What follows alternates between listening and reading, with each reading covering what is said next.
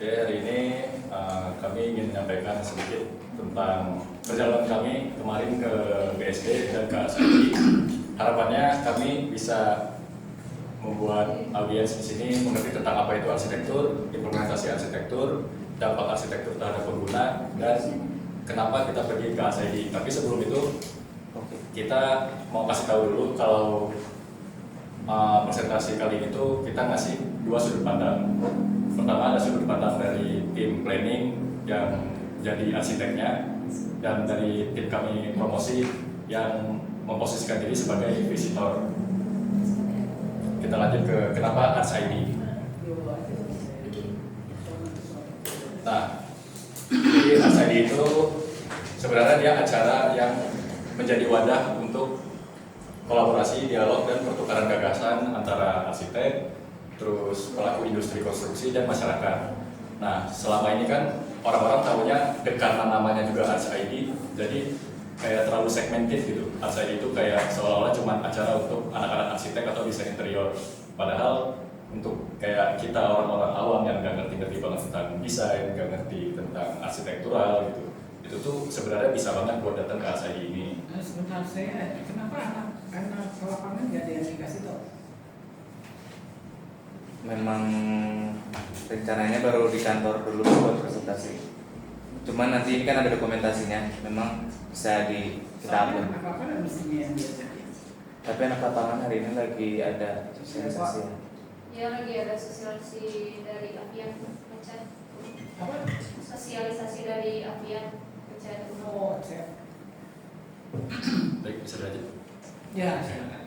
Oke, nah tadi ternyata di ASID ini tuh untuk kita yang kurang paham tentang desain atau arsitektural itu tuh bisa banget buat datang ke sini. Karena apa? Karena ternyata di ASID itu banyak spot-spot yang kalau sekarang kan anak-anak sekarang udah mulai ada kebutuhan buat posting di Instagram atau apa, itu tuh tenan-tenan itu keren gitu. Boleh kita next? Nah, jadi di ASID kemarin juga kita secara umum kita mendapatkan beberapa poin-poin yang kita highlight di sini. Kita tuh dapat edukasi material dan bentuk, yang dimana dari edukasi material dan bentuk ini juga berpengaruh dengan pengemasan pameran mereka yang jadi unik. Terus di acaranya juga si pengunjungnya itu hampir benar-benar nggak ada spot yang sepi pengunjung gitu. Jadi semua tenan tuh selalu rame gitu. Dan kita jadi tahu peran dan kompetensi arsitek sama desainer lokal itu ternyata udah sebagus itu dan gak kalah sama arsitek di luar negeri. Cuman sayangnya kemarin di ASID itu yang kita rasain sebagai visitor agak apa ya, dari kalau kita mau nyari booth atau tenan yang kita tuju itu tuh agak susah karena mapnya kurang informatif dan si penyebaran panitianya juga kurang banyak gitu. Panitianya terlalu fokus di area luar pameran. Boleh dilanjut? Bentar, saya pengen lihat. Apa itu tidak semua instalasi memiliki pengantar lima? Oh iya, nah jadi untuk instalasi yang ada di sini juga ada beberapa instalasi yang kita tuh ngerasain sebagai visitor, kita tuh ngerasain oh ini ada ceritanya gitu. Terus ada beberapa yang emang dia tuh ngasih modul ceritanya juga secara tertulis. Tapi ada juga instalasi yang kerasanya emang random aja gitu. Berarti kita nanti kalau bikin booth, bikin apa harus bikin ini kan? Bisa diterapkan kalau Karena kalau enggak jadi nanti orang yang datang kayak kamu gitu kan? ya betul. Boleh di next. Nah ini salah satu contoh gambar-gambar tenan yang kita datengin. Ada di paling ujung sana ada tenannya Cat Mobilex. Itu tuh dia berkolaborasi dengan arsitek Atelier Riri, dan dari situ dia ngeliatin pengaplikasian catnya tuh di atas multiflex yang disusun kayak gitu.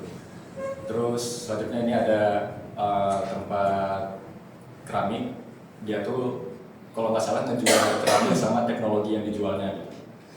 Itu terus di sini ada perforated metal, dan yang terakhir ada di sini ada tribun ya. Nah tribun ini tuh ternyata dia dibuat dengan material yang selama ini kita tuh nggak kira kalau itu tuh materialnya sekuat itu.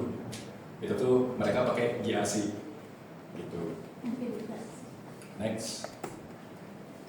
Nah jadi dari banyaknya tenan yang ada di pameran itu tuh, kita tuh kemarin coba nge-highlight 3 tenan utama yang buat jadi bahan studi kita.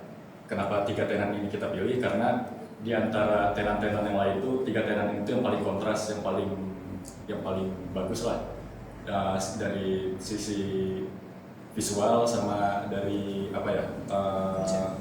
konsep yang dikasih gitu. Pertama ada roman.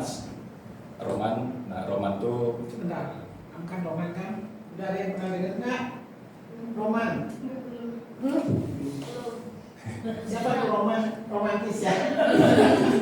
Apa roman?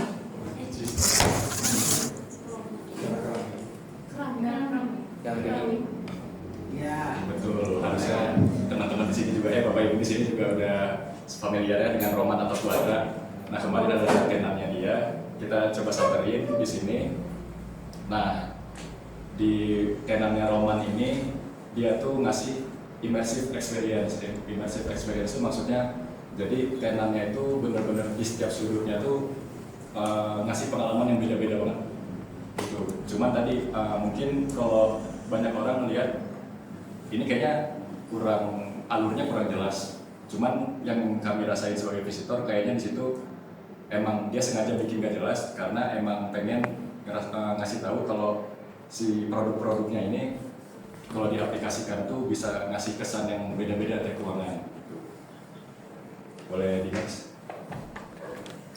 Nah, terus di instalasi romannya juga di setiap sudutnya itu dari produk-produk yang mereka pakai itu dibikin jadi instalasi yang benar-benar instagramable. Jadi benar-benar si tiap sudut tuh nggak ada yang benar-benar sepi, nggak ada yang benar-benar kayak ini mah nggak bisa difoto. Nah, itu benar-benar semuanya bisa difoto. Sekarang itu, nah jadi buat orang-orang yang kayak kita tadi nggak ngerti desain sebagai visitor, sebenarnya bisa banget buat datang-datang ke acara-acara ini gitu. Karena ya minimal lah dapat buat ngepost estetik di Instagram.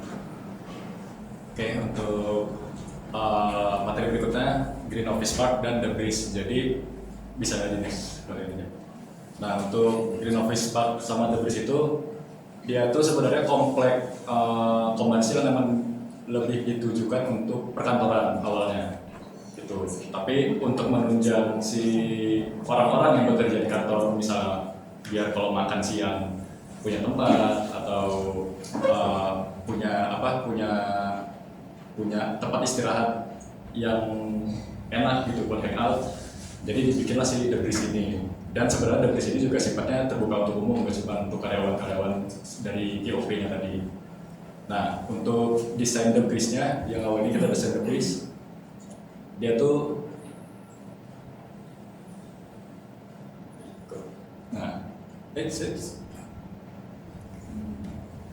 Nah, si pendekatannya itu rekreatif ya. Jadi emang kalau tadi sebelumnya kita lihat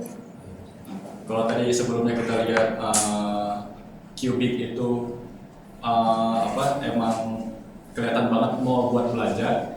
Kalau si The Breeze ini kelihatan ternyata dia juga mall yang terdiri dari beberapa bangunan kayak Ciwok lah kalau di Bandung tuh. Nah, tapi dia dibikin lebih buat kayak rekreasi gitu, buat si orang-orang kantor atau orang-orang yang datengin si The Breeze ini. Soalnya dari penataan si bangunan-bangunan juga tuh kan kalau di Cubic tadi ada plaza di tengah yang bisa ada plaza di tengah sebagai penghubung bangunan-bangunan lain. Sedangkan si di The Breeze ini di tengah-tengahnya itu danau gitu. Terus untuk bisa mengakses ke tenan-tenan lain yang ada di seberang tuh jadinya harus benar-benar muter jauh dulu gitu. Bisa di next. Nah, terus ini untuk si GOP-nya, di GOP-nya juga memang namanya kan juga Green Office Park. Jadi mereka bikin gedung-gedung untuk office itu memang harus sustainable dan lingkungannya juga harus harus green gitu, hijau.